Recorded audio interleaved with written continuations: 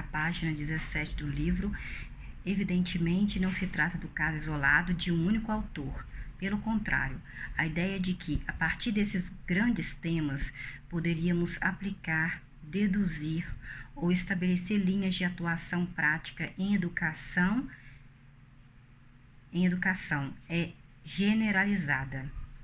Estabelecer linhas de atuação prática em educação é generalizada, inclusive em obras brasileiras de ampla penetração no campo da formação de professores. Como diferentes correntes teóricas elaboram distintas redes conceituais, que são diferentes redes conceituais relativas a essas questões, a cada perspectiva teórica deveria corresponder uma visão pedagógica. Assim, o professor, consciente ou inconscientemente, teria uma concepção de educação vinculada a certas visões filosóficas de homem, de sociedade e de conhecimento. A tarefa de uma teoria da educação seria oferecer aos professores modelos alternativos entre os quais esse professor optaria, orientaria e justificaria sua ação. Portanto, teorias educacionais sobre as quais sua prática se fundamentaria. Contudo, o pressuposto incorre, em primeiro lugar, em grave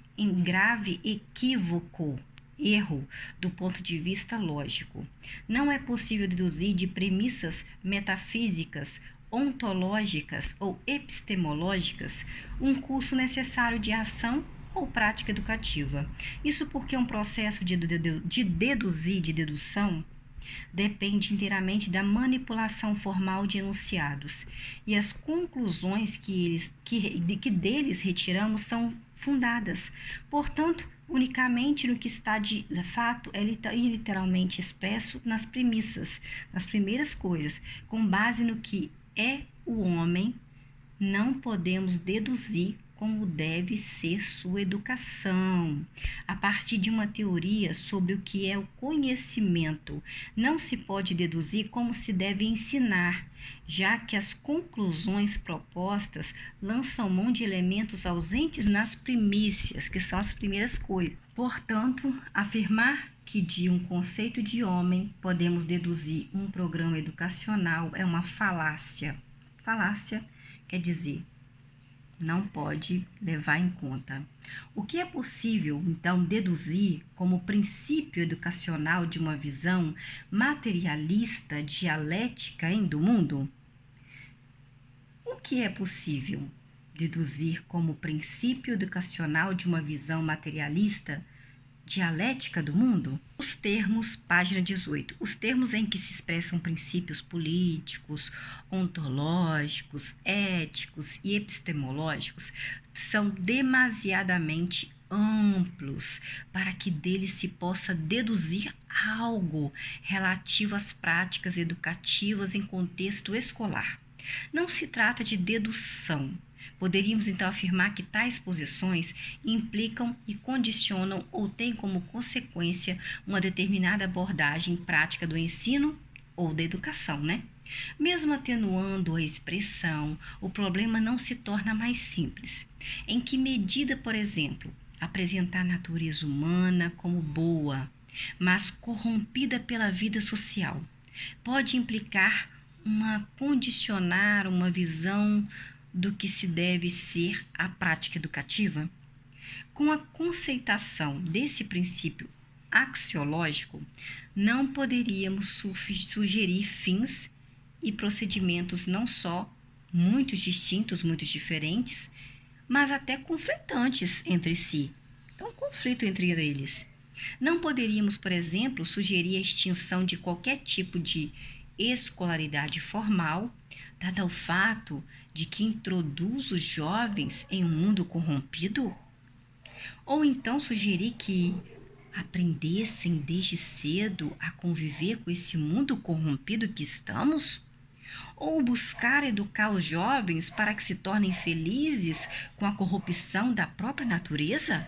Qualquer uma dessas perspectivas pode ser derivada ou considerada consequência do princípio metafísico inicial. Princípios, eles não carregam entre si a regra de sua aplicação. Por isso, as práticas podem ser muito variadas e conflitantes, ainda que supostamente ancoradas nos mesmos fundamentos teóricos. Quantas escolas com procedimentos tão diferentes e distintos professam a mesma fé inabalável nas teorias construtivistas? E, além disso, como explicar as desconcertantes semelhanças entre eles?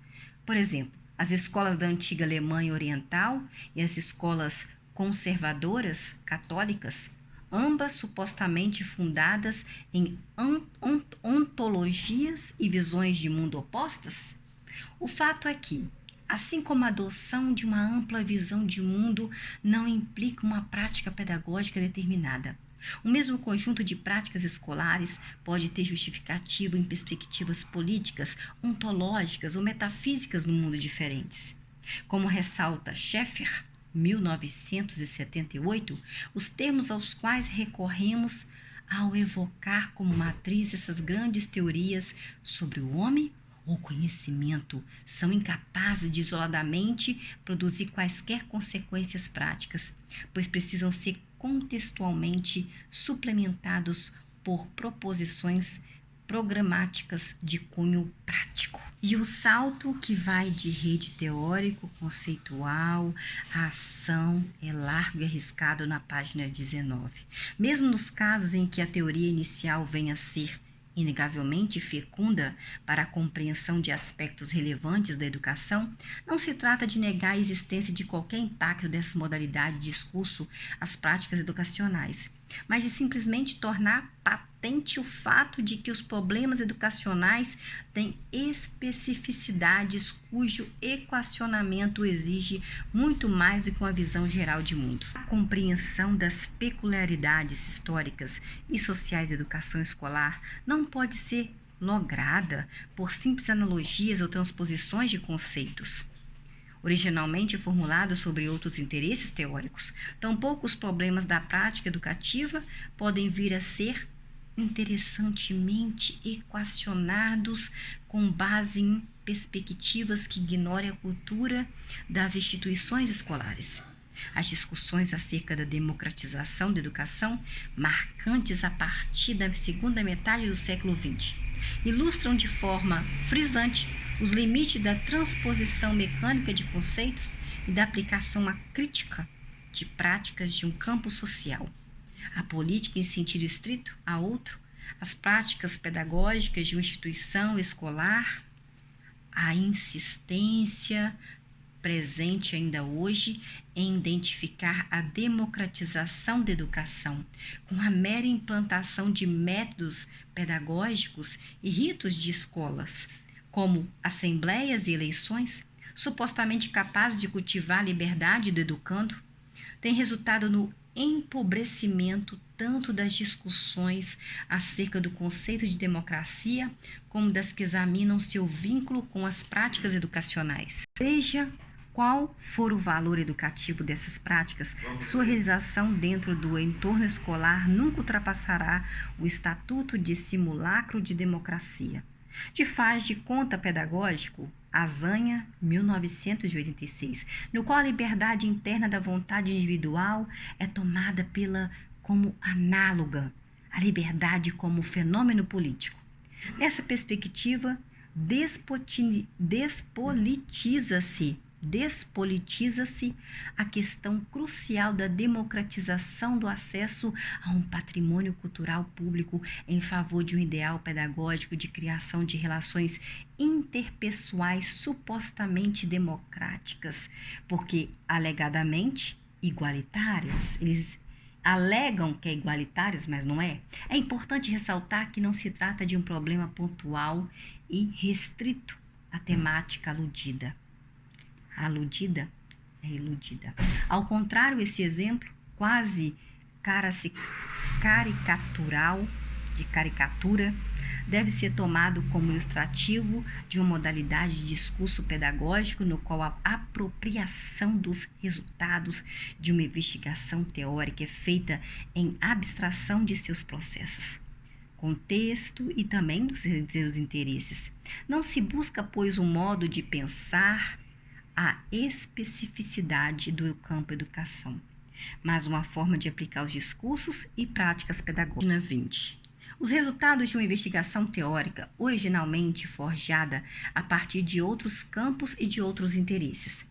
Nessa perspectiva, a filosofia deixa de ser um modo de interrogar a educação, com eventuais, embora sempre incertos, impactos em sua prática para se constituir num suposto estoque de respostas a problemas que são diferentes substancialmente daqueles que lhe deram origem.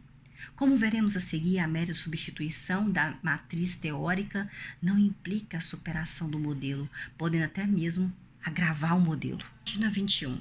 A organização do trabalho pedagógico e a avaliação formativa no ensino superior. A sala de aula é um espaço de mediação, produção e apropriação do conhecimento. Todas as salas de aula, todos os dias, realizam-se práticas pedagógicas e práticas culturais e também sociais. É que, embora sejam muitos particulares de um lugar ou de uma época, possuem características semelhantes a muitas outras realidades.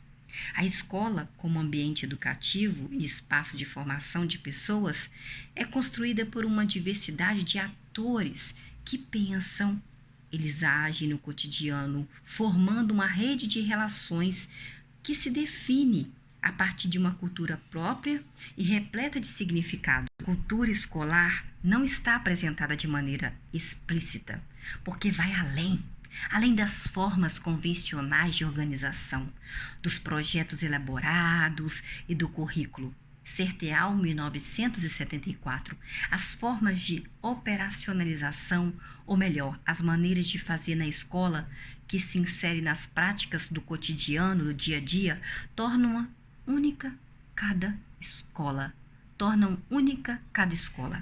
É que o interior de cada unidade escolar possui um grupo de pessoas que participa das tarefas educativas, embora de maneiras diferentes. Cada escola, cada uma delas, no desenvolvimento de suas atividades no dia a dia. E cada pessoa tem uma atividade diferente e cada uma faz essa atividade no dia a dia diferente. E contribui de forma coletiva para o funcionamento da escola de maneira satisfatória ou às vezes não está satisfatória. O local onde se pratica o ensino foi sendo construído ao longo do tempo a partir das transformações vividas pelas sociedades. Cada época e cada contexto elaboraram modelos de práticas escolares que buscaram se universalizar, provando a sua importância. É possível entender que as escolas em diversos lugares do mundo possuem elementos muito comuns em realidades bem particulares. O processo de construção cultural de cada escola pode ser compreendido a partir de dois eixos principais.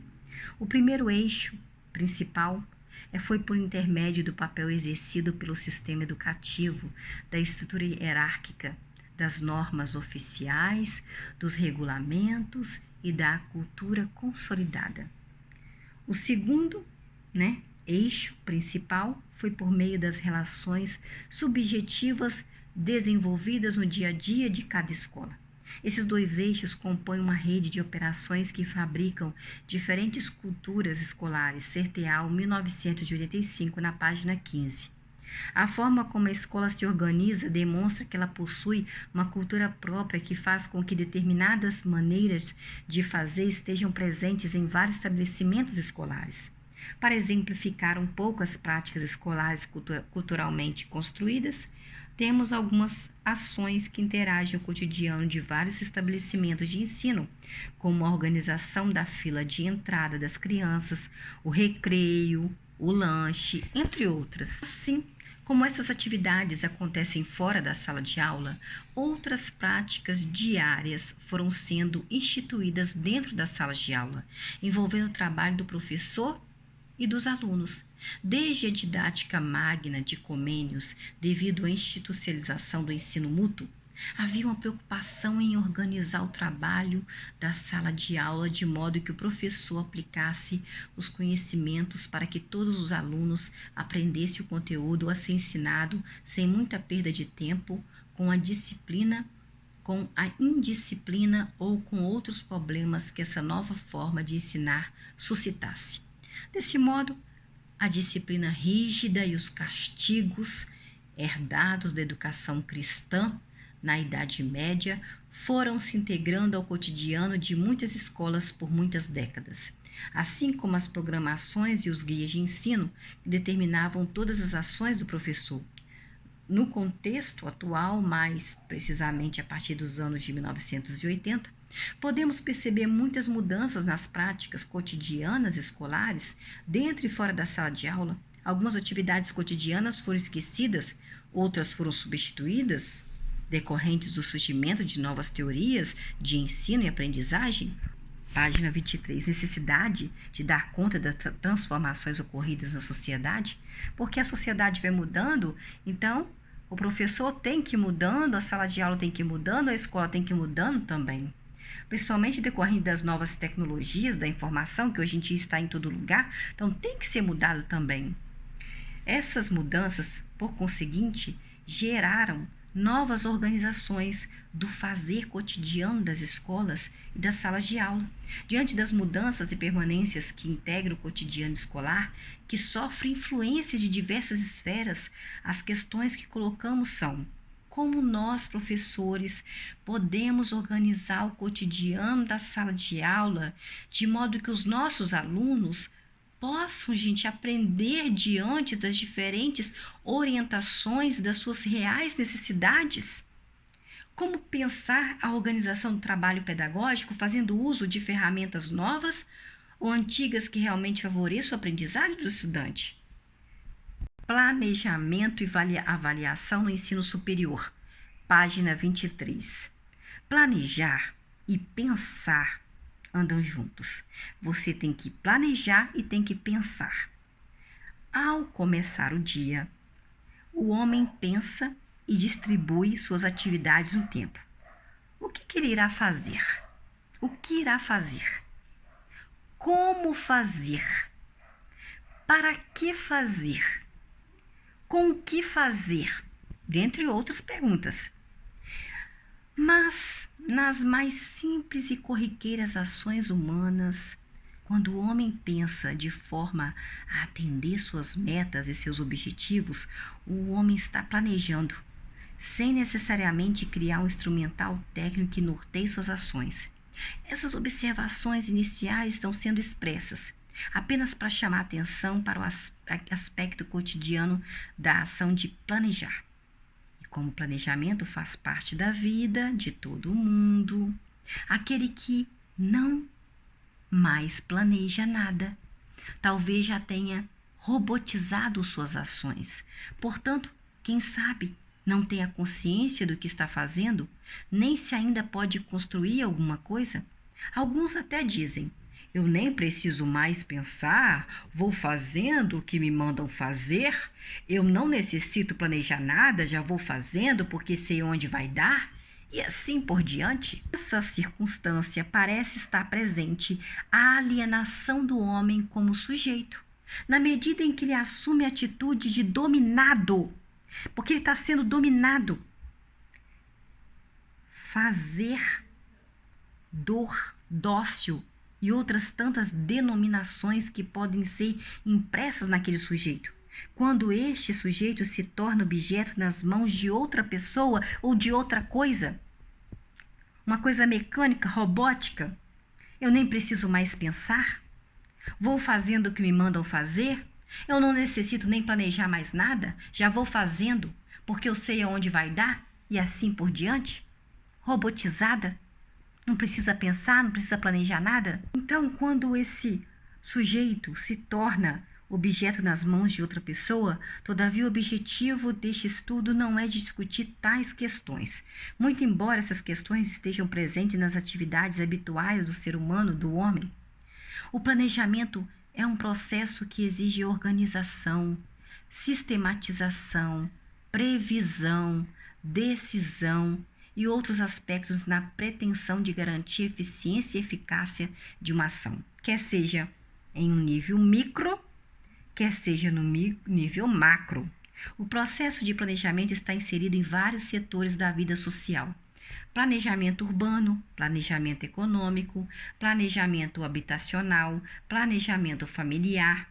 Tem vários outros planejamentos. Página 24. Do ponto de vista educacional, o planejamento ele é um ato político-pedagógico, porque revela intenções e a intencionalidade expõe o que se deseja realizar e o que se pretende atingir. Mas o que significa planejamento do ensino em suas finalidades pedagógicas, hein? O que significa planejamento do ensino e suas finalidades pedagógicas? O que é o planejamento docente? O plano de aula? O que é o plano de aula? O que é o projeto de disciplina? A programação semestral, o que é? O projeto pedagógico, qual que é?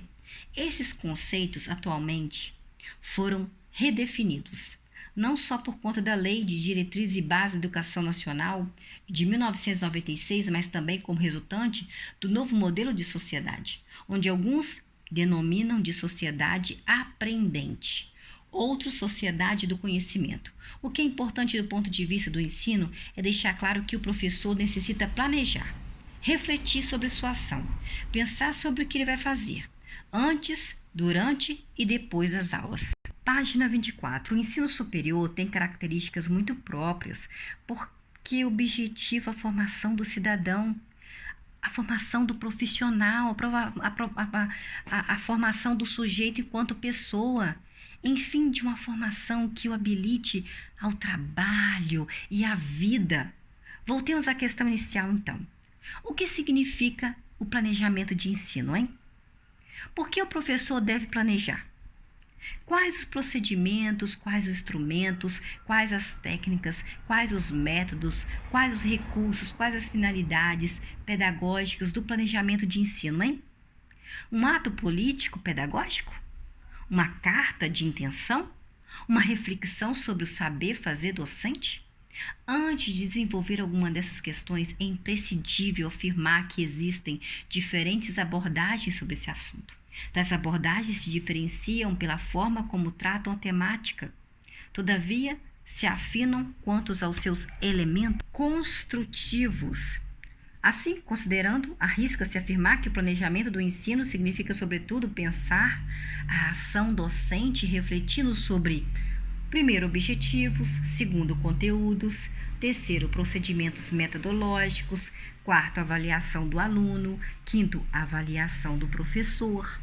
O que diferencia o tratamento que cada abordagem explica o processo a partir de vários fatores. Fatores, primeiro, político, depois técnico, depois social, cultural e educacional. É essencial enfatizar que o planejamento de ensino implica, especialmente, uma ação refletida, o professor elaborando uma reflexão permanente de sua prática educativa. Assim, o planejamento de ensino tem características que lhe são próprias. Isto, a formação humana, para tal empreendimento, o professor realiza passos que se complementam e se interpenetram na ação didático-pedagógica. Decidir, prever, selecionar, escolher, organizar, refazer, redimensionar, refletir sobre o processo antes, durante e depois da ação concluída. O pensar em longo prazo está presente na ação do professor reflexivo. Planejar, então, é a previsão sobre o que irá acontecer. É um processo de reflexão sobre a prática docente, sobre seus objetivos, sobre o que está acontecendo, sobre o que aconteceu. Por fim, planejar requer uma atitude científica do fazer didático-pedagógico. Mas como planejar? Quais as ações presentes e como proceder do ponto de vista operacional, uma vez que é entendido que o planejamento é um processo, um ato político-pedagógico e, por conseguinte, não tem neutralidade, porque sua intencionalidade se revela nas ações de ensino? O que se pretende desenvolver? O cidadão que se deseja formar. Qual cidadão que você deseja formar? A sociedade que se pretende ajudar a construir? Qual sociedade que você pretende ajudar a construir? Página 26. Planejamento de ensino é o que desenvolve em nível mais concreto, está a cargo principalmente dos professores. Ele é alicerçado no planejamento curricular e visa ao direcionamento sistemático das atividades a serem desenvolvidas dentro e fora da sala de aula com vistas a facilitar o aprendizado dos estudantes. Cunha, 2006. Página 26. Em primeiro lugar, as fases, os passos, as etapas, as escolhas implicam em situações diversificadas. Diversas ações que estão presentes durante o acontecer em sala de aula, num processo de idas e vindas. Contudo, para efeito de entendimento, indica-se a realização de um diagnóstico aqui compreendido como uma situação de análise, de reflexão sobre o circunstante, o local, o global. Nesse contexto didático-pedagógico, averiguar a quantidade de alunos, os novos desafios impostos pela sociedade, as condições físicas da instituição, os recursos disponíveis, nível, a posição estratégica de inovação, as expectativas do aluno, o nível intelectual, as condições socioeconômicas do aluno, o retrato sociocultural do aluno, a cultura institucional, a filosofia da universidade ou da instituição de ensino superior, enfim, as condições objetivas e subjetivas em que o processo de ensino irá acontecer. Tal atitude do docente o encaminhará para uma reflexão de sua ação educativa naquela instituição. E a partir desse diagnóstico inicial, relacionando com o projeto da universidade, poderá desenvolver uma prática formativa. De posse do projeto de ensino oficial, o docente irá elaborar sua programação, adaptando sua programação às suas escolhas, inclusive inserindo a pesquisa nos exercícios didáticos. Caso a instituição de ensino superior não apresente o projeto da disciplina, o professor deverá elaborar observando os seguintes componentes. A. Ementa da disciplina. Ementa é um resumo dos conteúdos que irão ser trabalhados no projeto. Ementa é um resumo dos conteúdos que irão ser trabalhados no projeto. Página 27. Ementa. Planejamento, currículo e avaliação. Estudo dos princípios, fundamentos e procedimentos do planejamento de ensino, do currículo e da avaliação, segundo os paradigmas e normas legais vigentes, norteando a construção do currículo e do processo avaliativo no projeto político-pedagógico da educação básica. B. Objetivos de ensino. Elaborá-los na perspectiva da formação de habilidades a serem desenvolvidas pelos alunos, habilidades cognitivas, habilidades sociais, habilidades atitudinais, dentre outras, a níveis diferenciados de objetivos: objetivo geral, alcançável em longo prazo, objetivo específico, qual expressa uma habilidade específica a ser pretendida. Este deve explicitar de forma clara a intenção proposta. Os objetivos variam com tal nível conforme o projeto. Por exemplo, no projeto da disciplina, objetivo geral e objetivos específicos para cada unidade do projeto, no plano de aula pode comportar mais de um objetivo específico, dependendo do número de sessões. Exemplo, 2 sessões no período da noite, horários A e horário B. É importante frisar que irá depender da estrutura pedagógica da instituição, a forma de elaborar projetos e planos. Há bastante flexibilidade, contando que no projeto de ensino ou plano de aula estejam presentes os seus elementos constitutivos. Portanto, não existem modelos fixos constitutivos. Destaque-se ainda que os objetivos, de uma maneira geral, para deixar clara a ação pretendida, deve iniciar com o verbo no infinitivo, porque irá indicar a habilidade desejada. Caso o professor desejar indicar outra habilidade no mesmo objetivo, deve usar outro verbo do gerúndio. Exemplo, avaliar as condições socioeconômicas do Nordeste, indicando os fatores determinantes da região. A formulação de objetivos está diretamente relacionada à seleção de conteúdo. C. Conteúdo. Saber sistematizado hábitos, atitudes, valores, convicções. Quais são os conteúdos de ensino, hein? Quais os saberes fundamentais? O professor deverá, na seleção dos conteúdos, considerar critérios como validade, relevância, gradualidade, acessibilidade, interdisciplinaridade, articulação com outras áreas, cientificidade, adequação. Além do conhecimento da ciência, o professor, por exercer uma função formadora, deve inserir outros conteúdos: socialização, valores, solidariedade, respeito, ética, política, cooperação, cidadania, entre outras. D. Metodologia, procedimentos metodológicos. Metodologia é o estudo dos métodos. Metodologia de ensino significa o conjunto de métodos aplicados à situação didática pedagógica. Método de ensino é o caminho escolhido pelo professor para organizar situações ensino-aprendizagem. A técnica é a operacionalização do método. No planejamento ou elaborar o projeto de ensino, o professor antevê quais os métodos e as técnicas que poderá desenvolver com seu aluno em sala de aula na perspectiva de promover a aprendizagem. E juntamente com os alunos irão avaliando quais os mais adequados aos diferentes saberes, ao perfil do grupo, aos objetivos e aos alunos como sujeitos individuais. Nesse processo participativo, o professor deixa claro suas possibilidades didáticas e o que ele pensa, o professor, e o que espera do seu aluno como sujeito aprendente. Ele está aprendendo suas possibilidades, sua capacidade para aprender, sua individualidade. Somos pessoas diferentes, individuais. Quando o professor exacerba um método ou uma técnica, poderá estar privilegiando alguns alunos e excluindo outros alunos, e ainda mais, deixando de realizar singularidades, experiências didáticas que o ajudariam a aperfeiçoar sua prática docente e possibilitar ao aluno variadas formas de aprender. Ainda arriscar trabalhar o saber de diferentes formas, percorrendo criativos trajetos em sala de aula. O medo de mudar, às vezes, impede o professor de arriscar novos caminhos pedagógicos. Daí o significado didático-pedagógico na formação do professor. Os paradigmas das experiências anteriores podem ser as referências de muitos professores.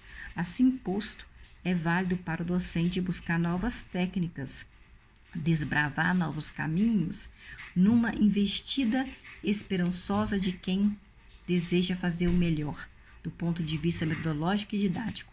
Tal atitude implica em estudar sobre a natureza didática de sua prática educativa.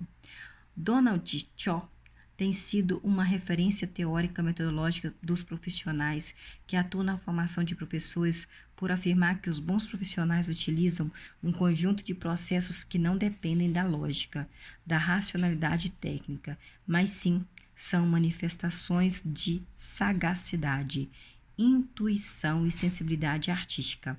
SCOM orienta para que se observe estes professores para averiguarmos como desenvolvem suas práticas, como fazem e o que fazem para colhermos lições para nossos programas de formação, o Saber Fazer Docente 2002. O professor ele deve refletir didaticamente sobre a sua prática, pensar no cotidiano sobre o saber fazer em sala de aula, para não escorregar na mesmice metodológica de utilização dos mesmos recursos e das invariáveis técnicas de ensino. É importante que o professor estude sobre essa temática, uma vez que há uma diversidade metodológica que pode ser trabalhada em sala de aula ou numa situação didático-pedagógica, exemplo, exposição com ilustração, trabalhos em grupos, estudos dirigidos, tarefas individuais, pesquisas, experiências de campo, sociodramas, painéis de discussão, debates, tribuna livre, exposição com demonstração, júri simulado, aulas expositivas, seminários, ensino individualizado. É recurso de ensino. Com o avanço das novas tecnologias da informação e comunicação em NTIC, os recursos na área do ensino se tornam valiosos. principalmente no ponto de vista do trabalho do professor e do aluno, né? Não só em sala de aula, mas como fonte de pesquisa. Ao planejar, o professor deverá levar em conta as reais condições dos alunos, os recursos disponíveis pelo aluno e na instituição de ensino também, a fim de organizar situações didáticas em que possam utilizar as novas tecnologias como data show, transparências coloridas, hipertextos, bibliotecas virtuais, internet, e-mails, sites, teleconferências, vídeos e outros recursos mais avançados na medida em que o professor fosse se aperfeiçoando. F. Avaliação. A avaliação é uma etapa presente cotidianamente em sala de aula. Exerce uma função fundamental, que é a função diagnóstica, né? Quando você vai avaliar uma pessoa, você vai ter uma função diagnóstica. O professor deverá acolher as dificuldades daquele aluno, no sentido de tentar ajudar o aluno a superar suas dificuldades, a vencer suas dificuldades, evitar a função classificadora, comparando os sujeitos entre sujeitos, comparar aluno e outros com os outros alunos. A avaliação deverá considerar o avanço que aquele aluno obteve durante o curso. Há muito que estudar sobre avaliação. Uma das dicas é de realizar as articulações necessárias para que se possa promover testes, provas, relatórios e outros instrumentos a partir de uma concepção de avaliação que diz respeito ao aluno como sujeito de sua aprendizagem, uma vez que planejar é uma ação dinâmica, interativa e acontece antes de se iniciar o processo de ensino, durante e depois do processo. É uma ação reflexiva que exige do professor permanente investigação e atualização didático-pedagógica. Página 30. O plano, o que é? Documento para registro de decisões tomadas a ações a realizar com fins objetivos. Produto de planejamento e tem função de orientar a prática partindo da própria prática, não podendo ser rígido e nem absoluto. Plano de curso, sistematização da proposta geral do trabalho do professor em determinada disciplina. Este documento informa o conteúdo a ser administrado em cada disciplina ao longo de tal disciplina. Define a ordem e o tempo de cada parte do programa. Devem ser entregues aos alunos no primeiro dia de aula para que os alunos tenham conhecimento do que será trabalhado e possa se organizar.